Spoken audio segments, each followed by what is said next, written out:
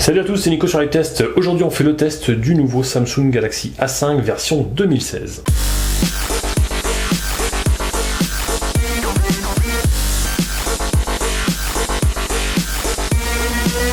On se retrouve avec un très beau téléphone avec une très belle finition. On a une version Android 5.1.1 Lollipop. On a bien sûr la surface TouchWiz de chez Samsung. On a un écran 5,2 pouces en définition Full HD. On est sur la technologie Super AMOLED bien sûr. On est en Gorilla Glass 4 à l'arrière. On a 2 Go de mémoire vive, 16 Go de mémoire interne, extensible via micro SD jusqu'à 128 Go.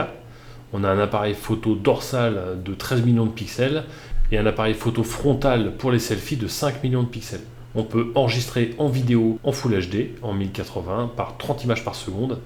On a du Wi-Fi, du Bluetooth bien sûr, on a une nano SIM.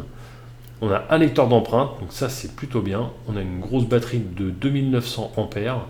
Au niveau des dimensions, on est sur 144,8 par 71 par 7,3 mm avec un poids de 155 grammes pour un prix de 409 €. Ce nouveau Galaxy A5, on va en faire le tour esthétiquement. C'est un très beau téléphone, on retrouve vraiment les caractéristiques esthétiques d'un Samsung S6.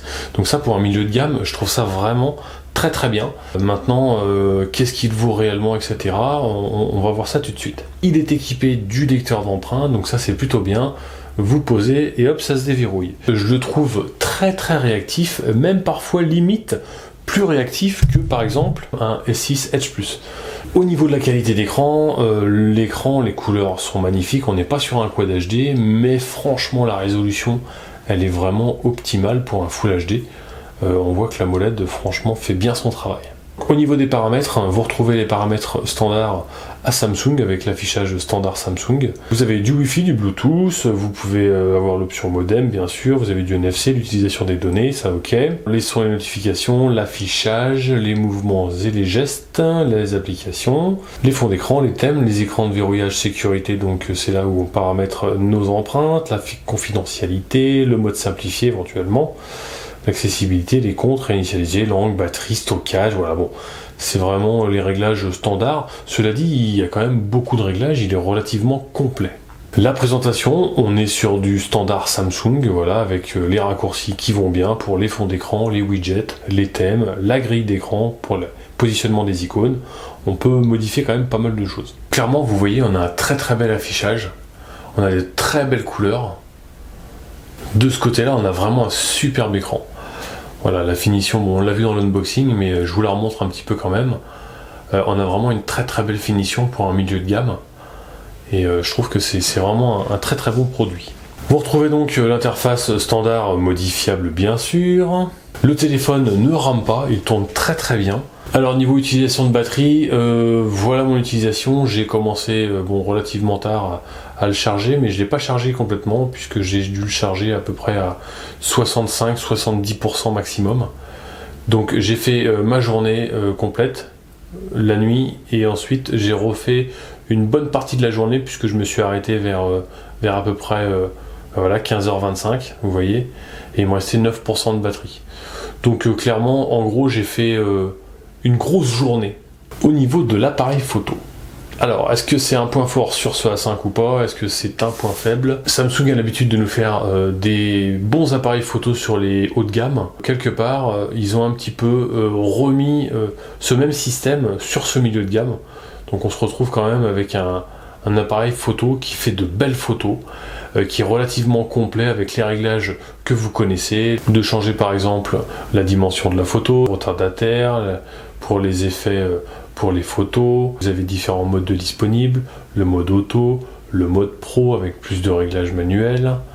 Vous avez le mode panorama, le mode rafale, HDR, le mode nuit, puis vous pouvez en télécharger d'autres directement sur le site de Samsung. Voilà, il y a différents types encore de réglages que vous pouvez télécharger en plus. Possibilité de zoom également, hop, réglage du focus, toc, voilà, vous voyez, c'est net, hop, photo, voilà.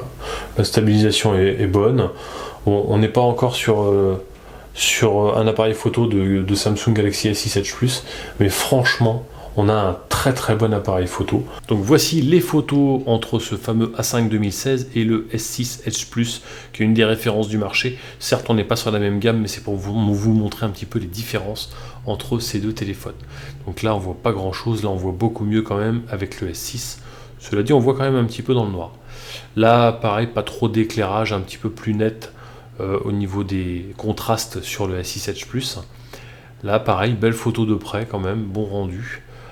Plus de luminosité quand même sur le S6 Edge Plus. Au niveau de l'extérieur, un petit peu trop de luminosité, j'ai envie de dire, plus net sur le S6 Edge Plus, encore une fois. Pour les selfies, il y a très très peu de différence, vous voyez, un petit peu plus net encore pour le S6, mais bon, on n'est pas du tout sur la même gamme. Pour les jeux vidéo comme Real Racing par exemple, qui est un jeu relativement lourd à gérer, il n'y a pas de souci, le A5 fait bien son travail. Au niveau du benchmark, on arrive à un résultat de 41 035, ce qui nous met 15e au niveau des résultats. Les points positifs, l'esthétique. Déjà, on est sur un design haut de gamme, on a une très très belle finition, on a de l'aluminium, on a du verre. Franchement, là-dessus, il n'y a rien à dire. Le lecteur d'empreintes, déjà il y a un lecteur d'empreintes, la précision du lecteur d'empreintes, il fonctionne parfaitement. Les boutons, on sent que c'est du solide, que c'est du costaud, il n'y a aucun souci. La qualité de l'écran, on a un 5,2 pouces, c'est plutôt bien au niveau taille.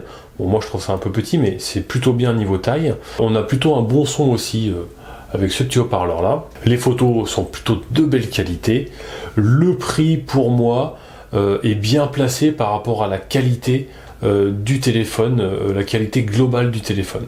Parce qu'on se retrouve quand même limite avec du haut de gamme. Très bon point également, l'extension de mémoire via la micro SD. Les points négatifs, il n'y en a pas énormément, à part que j'aurais bien aimé avoir de l'USB type C. Bon, après c'est un milieu de gamme, donc ils l'ont pas mis sur le haut de gamme déjà, donc on va pas être trop gourmand, mais j'aurais bien aimé. Les couleurs Samsung, je suis pas trop fan d'espèces de bleu-vert. Bon, après vous téléchargez un thème, il n'y a aucun souci là-dessus. J'aurais aussi aimé régler la grosseur des icônes. Alors on peut le faire via le changement de grille d'écran. Si je les mets 5 par 5 par exemple, appliquer, hop, voilà, ils sont encore plus petits. Donc ça, j'aurais voulu qu'ils soient un petit peu plus gros. Bon, ça après, c'est personnel. Techniquement, il n'y a pas énormément de défauts sur ce téléphone. Franchement, pour les gens qui veulent entre guillemets du haut de gamme, mais qui n'en ont pas les moyens ou qui ne veulent pas investir des sommes de 6, 7, 800, 900 euros, voire plus, dans un smartphone, je pense que le A5 est extrêmement bien placé. Donc on va se retrouver aussi avec les accessoires Samsung qui font quand même de très beaux accessoires au niveau des housses, etc. Ça aussi c'est un avantage à notifier. J'espère que le test vous aura plu et on se retrouve prochainement pour un futur test ou unboxing. Allez, à bientôt, ciao.